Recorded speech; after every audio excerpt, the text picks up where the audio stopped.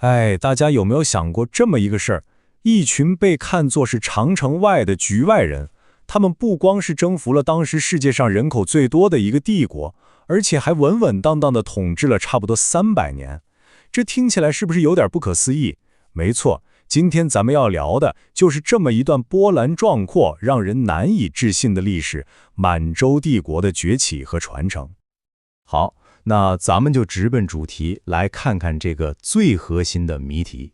你看啊，这可不只是个简单的数字对比，这背后啊，其实就是一场关于权力、策略还有身份认同的终极博弈。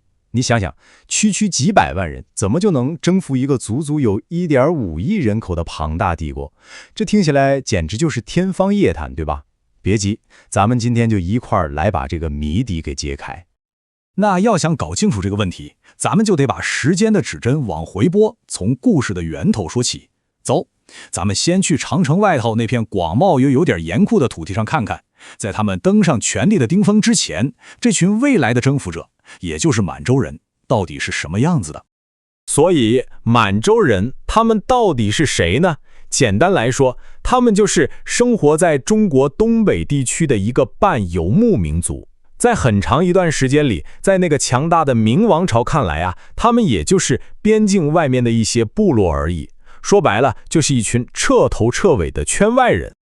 这一点啊，你可得记住了，特别关键啊！千万别一开始就把他们想象成一支团结一心的大军，根本不是那么回事啊！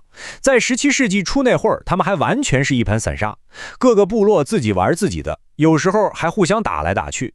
就是这么个起点，跟他们后来建立的那个庞大帝国一比，那个反差简直是太大了，让人觉得不可思议。那问题就来了，这么一盘散沙是怎么一步步凝聚成一股能征服天下的力量的呢？这就要说到他们那份可以说得上是惊心动魄的帝国蓝图了。你知道，很多伟大的变化背后啊，往往都有一个关键人物的远见。对于满洲人来说，这个人就是努尔哈赤。他就像是那颗火种，套着自己超凡的领导力，一把火点燃了整个草原。努尔哈赤这个人崛起的路子，说真的，简直就是一部战略教科书。咱们可以把它分成3步走。第一步，先搞定内部，他结束了部落之间的内斗，把这些分散的力量全都统一到了一面旗帜下面。这叫攘外必先安内，对吧？第二步呢，就是打造一把削铁如泥的宝剑。他发明了一套全新的社会军事体系。然后就是最关键也是最大胆的第3步了，亮剑。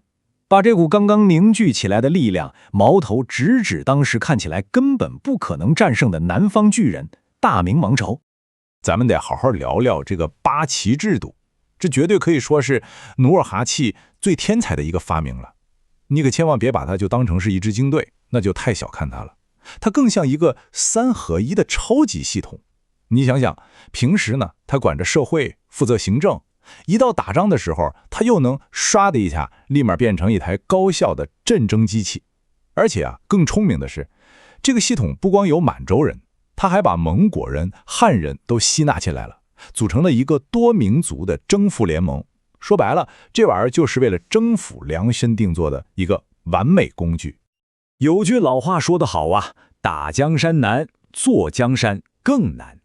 征服其实只是万里长征的第一步，真正的考验这才刚刚开始。作为一个外来者，你也怎么去统治这么一个庞大又复杂的国家呢？这真的就像是在走钢丝，一步都不能错。那咱们就来看看他们这场伟大的平衡表演到底是怎么完成的。好的，他们终于坐上了梦寐以求的龙椅，但是一个特别深刻的危机也马上就来了，那就是身份认同的问题。你想啊，他们人这么少，作为一个少数统治民族，在治理这个庞大的汉人国家的时候，怎么才能不被人家强大的文化给吃掉，最后连自己是谁都忘了呢？这是个大难题。他们的解决办法呢，其实就是一种特别巧妙的两手策略。你看，一边呢，他们要拼命维持自己的身份，比方说禁止跟汉人结婚，坚持说自己的满语就好像是建了一道文化的防火墙。但另一边呢，他们又非常现实，非常务实。他们几乎是全盘接受了明朝那套成熟的官僚系统和科举制度，因为他们心里很清楚，没有这些汉族精英的帮忙，想统治这么大的地方根本就是痴人说梦。而说到这个统治手段啊，就不能不提剃发令了。这可以说是他们统治术里最直接，甚至可以说是最残酷的一个体现。这事儿啊，绝对不只是换个发型那么简单。你想想看，它是一个政治符号，一个每天早上你起来照镜子的时候都在提醒你谁才是老大的符号。这是一个刻在你身体上的无声的服从印记。可是啊，再精妙的平衡也不可能永远维持下去。这根钢丝，他们最终还是没能一直走下去。接下来，咱们就来看看这座庞大的帝国是怎么在内部和外部的双重风暴夹击之下，一步一步走向衰落，最终坑回的。大概从19世纪中期开始，这个帝国的丧钟就算是敲响了。各种打击啊，真的是一波接一波。先是鸦片战争，外国人的炮火直接把国门给轰开了。然后是太平天国运动，一场大火从内部烧了起来，差点把整个国家都给烧没了。最后呢，还有一个义和团运动，算是耗尽了他最后的一点点元气。就是在这种内忧外患的不断侵蚀下，清王朝的统治根基被彻底挖空了，最后在1912年轰然倒塌。就这样，那个曾经由长城外的部落建立起来的，统治了中国将近300年的强大王朝，最终还是没能扛住来自现代世界的冲击和内部巨大的压力，就这么土崩瓦解了。一个王朝结束了，但它的故事真的就这么结束了吗？并没有。清朝留下来的东西，也就是它的遗产，到今天还在用各种各样的方式影响着我们。那么这段历史对咱们今天的中国到底意味着什么呢？我先给大家说一个数字，可能很多人都想不到，大约1000万。这是什么呢？这就是今天在中国仍然认同自己是满族的人口数量。你看，这个数字本身就是一个特别有力的证明，一个帝国的政治躯壳可以消失，但是它所塑造的文化和身份认同，生命力可以非常非常的顽强。所以啊，咱们今天回头看这段历史，到底应该记住些什么呢？